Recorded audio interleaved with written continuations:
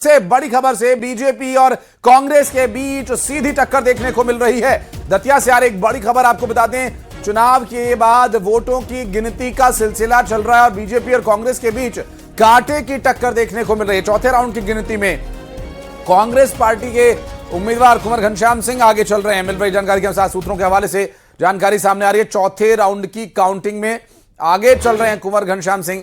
अब तक भारतीय जनता पार्टी के कैंडिडेट अब तक 2 से 3 राउंड में आगे चले थे, लेकिन अब चौथे राउंड में यहां कुंवर घनश्याम सिंह आगे निकल गए हैं। चौथे राउंड की गिनती में कांग्रेस पार्टी आगे चल रही है। सूत्रों के हवाले से मिल रही है जानकारी, कांग्रेस और बीजेपी में दतिया के इस उपचुनाव में सीधी टक्कर देखने को मिल रही है और अब तक जो बढ़त, जो रुझान भारतीय जनता पार्टी की तरफ जा रहा था, अब वो कांग्रेस की तरफ जा रहा है। तो देखिए, चौथा राउंड है, अब ये 5वां, 6ठा और ऐसे करते करते करीब 15 राउंड की काउंटिंग होने के बाद किसके पक्ष में ये चुनाव परिणाम जाता है, ये देखना दिलचस्प होगा। और वहां तक लेकर जाने का वादा हमने आपसे किया, उसे निभाने के लिए हम आपके पास एक बार फिर से आपके सामने बीजेपी और कांग्रेस की टक्कर सीधी चौथे राउंड की काउंटिंग में दिखाई दे रही है। सूत्र ये बता रहे हैं कि कांग्रेस पार्टी के कैंडिडेट कुंवर घनश्याम सिंह आगे चल रहे हैं और दतिया के उपचुनाव का ये दंगल और भी दिलचस्प हो चला है, क्योंकि 2 से 3 घंटे में देखिए लगभग स्थिति स्पष्ट हो जाएगी।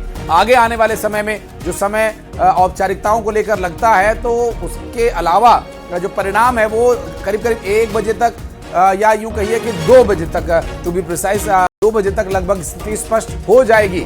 और घोषणा कब तक होती है, सर्टिफिकेट कब तक इशू किए जाएंगे, वो थोड़ा समय उसमें जरूर लग सकता है, वो एक अलग विषय है, थोड़ा टेक्निकल पॉइंट है, उसके बारे में बाद में बात करेंगे। लेकिन अभी तक मिल रही जानकारी के अनुसार अगर जो सामने जानकारी आ रही है उसकी बात करें, तो ये दतिया का जो मुकाबला बहुत नजदीकी मुकाबला है। और अब एक्सपर्ट्स का ये भी दावा है कि ये उपचुनाव जीत हार का जो अंतर होगा बहुत कम मार्जिन से होगा, जिसके पीछे एक बड़ा कारण ये भी है कि आशुतोष तिवारी और घनश्याम सिंह के अलावा भी कुछ कैंडिडेट्स चुनावी मैदान में हैं और यहाँ आजाद समाज पार्टी के दामोदर यादव एक जरूर एंगल क्रिएट कर रहे हैं और उस एंगल की वजह से जो हार जीत का अंतर है वो बहुत कम रहने वाला है। हालांकि इस बार चुनाव में किसकी जीत होगी, किसकी हार, जनता किसे करेगी स्वीकार और किसे करेगी इनकार, इस पर आगे बातचीत करेंगे। मंजरी जैन जी हमारे साथ, भारतीय जनता पार्टी की प्रवक्ता, जुड़ गई हैं। बहुत स्वागत है मंजरी जी आपका।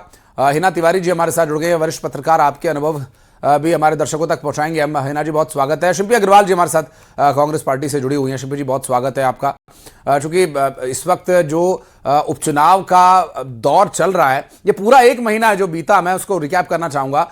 पार्टियों के द्वारा कैंडिडेट्स पहले घोषित नहीं किए जा रहे थे, फिर घोषणा हुई तो एक के बाद एक दोनों पार्टियों ने घोषणा कर दी और दोनों ने ही कहीं ना कहीं थोड़ा सा जरूर एक सरप्राइजिंग डिसीजन लिया।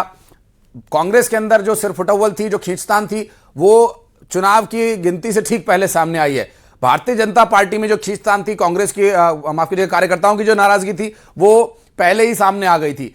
बीजेपी जल्दी समेट लेती है अपना मैटर, कांग्रेस को समेटने में टाइम लग जाता है या कई बार टाइम से पहले या यूं कहें कि टाइम निकल जाने के बाद भी समेटना मुश्किल हो जाता है। ये सवाल रहेगा मंजरी जी पहले आपसे, फिर उसके बाद शिल्पी जी के पास चलेंगे, उनका क्या कहना है इस पर। बाकी चुनाव से जुड़े जो अपडेट्स हैं वो अपने दर्शकों को बीच बीच में हम बताते रहेंगे। मंजरी जी, जो खींचतान थी, दतिया उपचुनाव, सिर्फ 1 सीट और इतनी जद्दोजहद, इतनी खींचतान। नहीं, देखिए, उपचुनाव होता है तो थोड़ा कार्यकर्ताओं में उत्साह अधिक होता है, लेकिन भारतीय जनता पार्टी का जो नेतृत्व और सामूहिक रूप से जो तय करता है, वो हमारे सभी कार्यकर्तागण उसको स्वीकार करते हैं। भावनाएं प्रकट की, लेकिन बाद में उन्होंने आखिरकार, हम सब एक विचारधारा के लिए काम करते हैं। भारतीय जनता पार्टी का एक एक कार्यकर्ता जो है, हम सब हमारी जो विचारधारा है उससे जुड़े हुए हैं। तो ये बात मंजरी जी, क्या निचले स्तर के जो कार्यकर्ता है, बूथ लेवल के कार्यकर्ता, उन्हें बता देना उचित नहीं होता है? अगर आप उन्हें वक्त से बता दें कि हम क्या कैंडिडेट घोषित करने जा रहे हैं, आप थोड़ा शांति बनाए रखिएगा, तो इतनी वहां शायद उस वक्त जो इतनी हिंसक स्थिति बनी थी वो ना बन। बड़ौनी, हिनोतिया वगैरह ये पूरा हो गया, उपरांत सीतापुर, ये मतलब ग्वालियर रोड पूरा हो गया। अब चौथे राउंड में ग्वालियर रोड के इंटीरियर के गांव चल रहे हैं, वो भी लगभग हो गए। बानौली, डोंगरपुर, गढ़ी, पहाड़ी, कुम्हेड़ी, इधर सेवड़ा रोड पर कुम्हेड़ी वगैरह भी हो गया है, और रेड़ा और बहादुरपुर हो गया। सर ये क्या लग रहा लीड है आपकी कम है, अभी 33 वोट की लीड है 3 राउंड के बाद, इसके लिए सर किसे जिम्मेदार, क्योंकि आपने तो कहा था कि हम शुरू से बहुत ज्यादा वोटों से लीड करेंगे, तो ये जिम्मेदार कौन है सर? भीतरघाती पार्टी के लोग? नहीं, अभी आप देखते जाइए, लीड तो अच्छी मिलेगी। टोटल में 12 से 15 हजार के बीच में जीतूंगा। हालांकि वो भी जो उम्मीद थी उससे थोड़ा कम रहेगा। कला से आपको उतनी लीड नहीं मिली है, नहीं मिली। तो क्या आप भारती जी को जिम्मेदार ठहराएं? देखिए मैं बताऊं, अब मुझे इस बीच में 18 साल का तो मालूम नहीं है। पहले मैं 3 बार चुनाव लड़ा दतिया से, हमेशा पहला राउंड खराब रहता था। गोरा, खोटरा, पचोकड़ा, बड़ौनकला, ट्रेडिशनली कांग्रेस कमजोर रही है। अब इस बीच में क्या हुआ ये मुझे मालूम नहीं, तो वो स्थिति क्या फिर लग से रहा है भारती जी ने कुछ मतलब जो किया है हाँ? उससे फर्क पड़ रहा है? देखिए वो कांग्रेस के वही सर्वे सर्वा थे पिछले कई साल से। राजन भारती जी। और क्या कार्यकर्ता सब उनसे जुड़े थे, सब वही करते थे, विपक्ष की भूमिका वही निभा रहे राजन भारती थे। तो कितना इसलिए नुकसान कर रहे उनके भितरघात करने से नुकसान तो हुआ है, लेकिन इतना ज्यादा नहीं हुआ कि मैं हार जाऊं। थोड़ी लीड कम हो जाएगी बस, इतना। लगभग अब क्या लग रहा है? अब वो पार्टी का निर्णय है। देखिए इस चुनाव में नहीं, मैंने शिकायत की थी, उसका बहुत महत्व नहीं है। महत्व इस बात का था कि पूरी पार्टी यहाँ थी। प्रदेश अध्यक्ष खुद कम से कम 50 गाँव में गए, मीटिंगें ली, जनसंपर्क किया, बाजार में घूमे, व्यक्तिगत लोगों के पास गए। हमारे प्रभारी हरीश चौधरी थे, 2 सह प्रभारी संजना जाटव जी और रणविजय सिंह जी वो यहाँ थे। कई मंत्री, पूर्व मंत्री, पीसीसी के पदाधिकारी तमाम थे, तो किसी से कुछ छुपा नहीं था। वो घर घर गांव गांव गए, उनने जो रिपोर्ट दी उसका महत्व है, इसलिए वो सस्पेंड।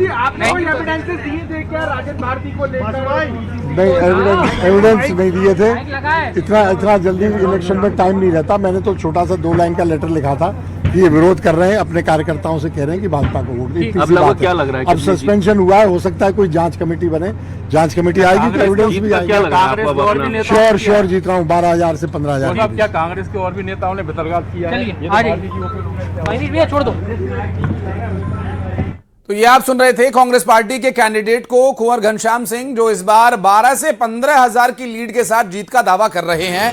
और इस जीत के दावे को हकीकत में बदलने में थोड़ा समय अभी लग सकता है, और दावे के बाद हकीकत क्या होगी ये तो आने वाले वक्त में स्पष्ट होगा। बात की हमने कांग्रेस प्रत्याशी से हुए मीडिया को यहाँ पर ब्रीफिंग दे रहे थे घनश्याम सिंह ने, और एक बार फिर जिस तरह से दतिया में उपचुनाव हुआ और जो कांग्रेस पार्टी के नेताओं के बीच चर्चा चली, और जिस वजह से घनश्याम सिंह ने आरोप लगाया राजेंद्र भारती पर, उन सभी विषयों पर वो खुलकर बोले। उन्होंने कहा कि वे अपने ही कार्यकर्ताओं को भड़का रहे थे, बरगला रहे थे।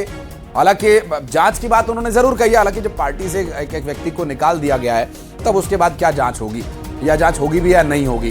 तो अभी बीजेपी की उस खींचतान की हम बात कर रहे थे। शिल्पी अग्रवाल जी, अब आपके पास आ जाते हैं। दोनों ही तरफ वही स्थिति नजर आ रही है। जनता किसे चुने और किसे नहीं चुने वो तय करने के लिए वो मुद्दों पर कोई बात ही नहीं हो पा रही है। शिल्पी अग्रवाल जी हमारे साथ जुड़े। शिल्पी जी, मैं आपसे इस बारे में पूछूंगा कि देखिए अभी कुंवर घनश्याम सिंह लीड बनाए हुए हैं, वो ये कह रहे हैं कि 12 से 15 हजार की लीड के साथ मैं जीतूंगा, और शुरुआत का जो राउंड है वो कांग्रेस के पक्ष में नहीं जाता है, ये उनके लिए शुभ साबित होता है। तो ये शुभ संकेत तो मिल गए हैं, अब तक परिणाम का इंतजार रहेगा। देखिए, मतगणना के दिन प्रत्याशी के जो हाव भाव होते हैं वो बहुत सारी बातों का बखान करता है, और घनश्याम सिंह जी के चेहरे पर जो आत्मविश्वास दिखाई दे रहा है वो कहीं ना कहीं पार्टी के कार्यकर्ताओं की मेहनत है, वरिष्ठ नेताओं का पार्टी के प्रति किया गया चुनाव कैंपेनिंग, और हमारी पार्टी की एकजुटता है। और हम पूर्ण रूप से आश्वान्वित हैं कि 2023 का जो इतिहास है हम उसको दोहराने की ओर अग्रसर हैं। बहुत जल्दी परिणाम सबके सामने होंगे। जहां तक आपने पार्टी अनुशासन की बात करी, तो देखिए इस बार हमने इस चुनाव को पूर्ण एकजुटता और अनुशासन के साथ लड़ा। अगर अवधेश नायक जी हमारे मंच तक नहीं पहुंचे तो समूची कांग्रेस उनके द्वार तक पहुंची। पूर्व मुख्यमंत्री रहे दिग्विजय सिंह जी ने सार्वजनिक मंच से उनसे क्षमा याचना करी। जहां तक बात है आदरणीय राजेंद्र भारती जी की, तो अंतिम क्षणों तक पार्टी ने राजेंद्र भारती जी का साथ नहीं छोड़ा, जब तक कोर्ट ने निर्णय नहीं दिया, और हमने अपनी आखिरी उम्मीद जब तक नहीं खोई तब तक हमने अपना कोई उम्मीदवार दतिया चुनाव के अंदर घोषित भी नहीं किया। हाँ, इस बात को हम जरूर स्वीकारते हैं कि मतगणना के माफी के साथ शिल्पी जी बीच में टोक रहा हूं आपको, अगर कोर्ट के फैसले के बाद आप ये कार्रवाई करते जो कल रात हुई, तो मुझे लगता है कि फिर आप इतना प्रचार करने की भी जरूरत नहीं पड़ती। शायद कांग्रेस पार्टी पहले ही साइकोलॉजिकली चुनाव जीत चुकी होती। नहीं, हमारे यहाँ पर अन्यथा तो कोई कार्रवाइयां